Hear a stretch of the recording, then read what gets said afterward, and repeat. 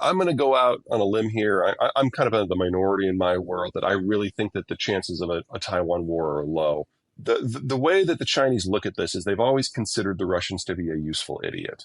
And if they're thinking of doing something that's going to stir the pot, they kind of nudge the Russians to try it first to see how it goes. And the Taiwan war would fall into that category. So they saw the Ukraine war as a useful proxy. And it hasn't gone the way that they thought. So, number one, they thought the war would be physically easy because, you can walk to Kiev, and the Ukrainians have only been preparing for 8 years. Well, you got to swim to Taipei, and the Taiwanese have been preparing for 45. And so when the war in Ukraine got bogged down, like, crap, assumption one gone. Assumption number two, they thought the Russian weapons were great, so they cloned them. They stole the IP just like they have for everybody else, and cloned $3 trillion worth of them. And they're now having some very, very serious buyer's remorse, although I guess it would be theft remorse. So, assumption two gone. Assumption three is that everyone will just get over it. Well, we now have the most robust sanctions regime in history on the Russians. And it would be a lot worse for China because Russia is a massive exporter of food and energy. China is the world's biggest importer of both. But I think what has really terrified the Politburo are the boycotts. Because here you have private citizens and companies who, without prodding from their governments, have just walked away from, $500 billion of sunk costs. There is no Chinese economic system without international trade, foreign technology, and market access. And the idea that Halliburton has left Russia on moral grounds, there is no moral cover for anyone who wanted to stay in Russia. And the Chinese look at their system like, they were doing a genocide long before the Russians started. This is a country that isn't a democracy. This is a country that cracks down on protesters. This is a country with a horrible record of social management. There's a lot more places for Western ideology to kind of get their claws into if you really want to take it down.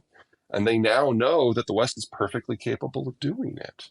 I don't think there'd be a lot. One of the things we saw with the Russians, and when they tried to move away from the dollar and the euro, they went into whatever currency was available. And honestly, there weren't a lot left at that point. But they did put about $250 billion, if memory serves, into the yuan.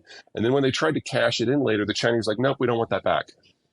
And so the Russians have been forced to move back into the euro and the dollar, just do it really quietly because there just aren't a lot of options. And then, of course, they fly around a lot of gold. That's really their most reliable way of getting around sanctions. So there's not a lot of options.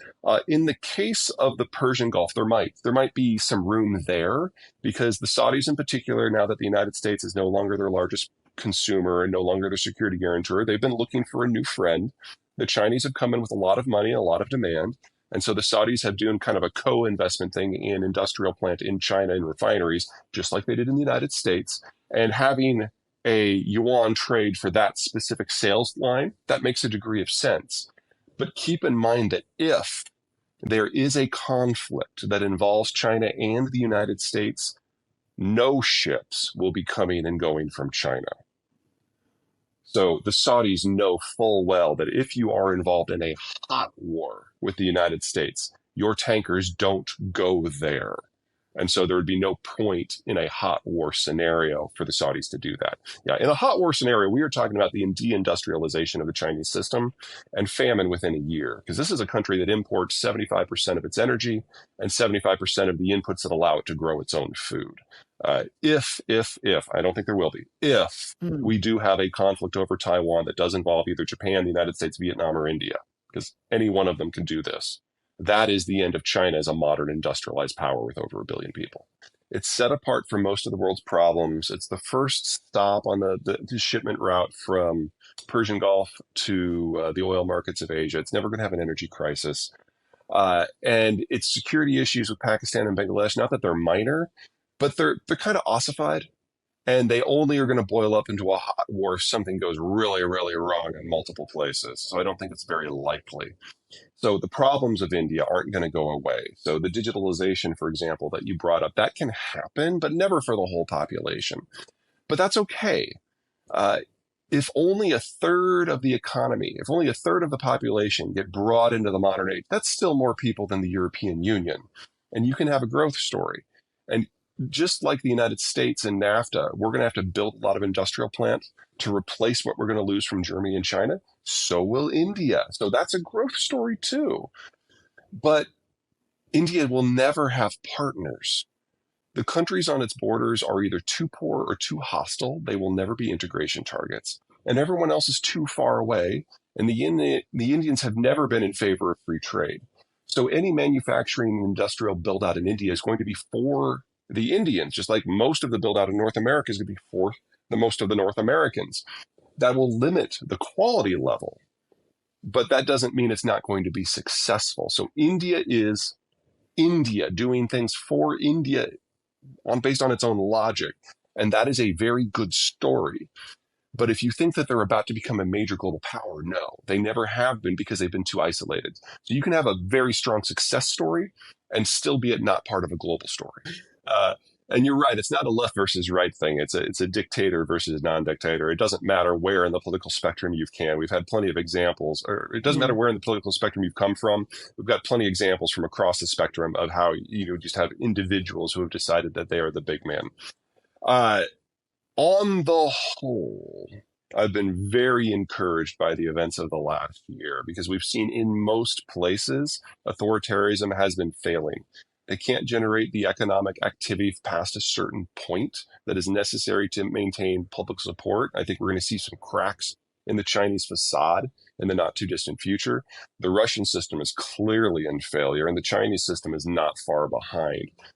It's not that I think the Chinese system was sustainable, but political breakdowns within Beijing have now reached the point that it's glaringly obvious to anyone who's willing to really have an open mind on it that we really are seeing a system that is in its final stages of dysfunction. Uh, there are exceptions. I am concerned about what's going on in Mexico. AMLO has decided that he wants to be not so much Nicaragua, but Cuba. No, that's not even fair. I mean, Turkey is probably the closest comparison to what's going on in Mexico right now, where you've got a system that still has all of the trappings of democracy, but you have a leader who's actively trying to break them down. Now, the people are pushing back, and the other power centers are pushing back. And in Mexico, very important here, they have term limits. So we really only have another year and a half of AMLO before we get someone else in. So I'm not hugely concerned. In the case of Turkey, Erdogan totally bungled the earthquake recovery. And that, even odds, is going to cost him his job because looks like we are going to have a national unity candidate running against him. And in a relatively free and relatively fair election, he will lose. Then we got to worry about the new guy because, we don't know a lot about him and he's never been in office before. But these systems are for the first time seeing the free world willing to use economic and security tools against them. That is new. One of the tenets of globalization was the idea that in time, economic growth and integration will force all these systems to move for democracies. And throughout the 90s and the 2000s, there was a lot of reason to think that that was true. And then it flipped in the 2010s. We're now seeing that if the West and the free world decide to weaponize what they have, they can really tear some stuff up. And so I'm not sure we're getting into the Biden administration's idea of the autocracies versus the democracies, and it's a fight to the end. Way too soon to say that that's how it's going to go. But at a minimum, there's a lot of serious thinking going on.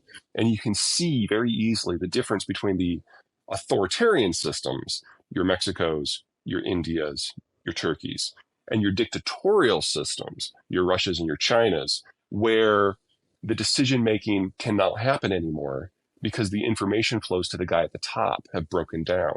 In the other cases, you may have egotistical leaders that don't like to hear things they don't want to hear, but they're still hearing it. And so there's a degree of awareness, there's a degree of plurality that does not exist in places like Beijing or Moscow. Io vorrei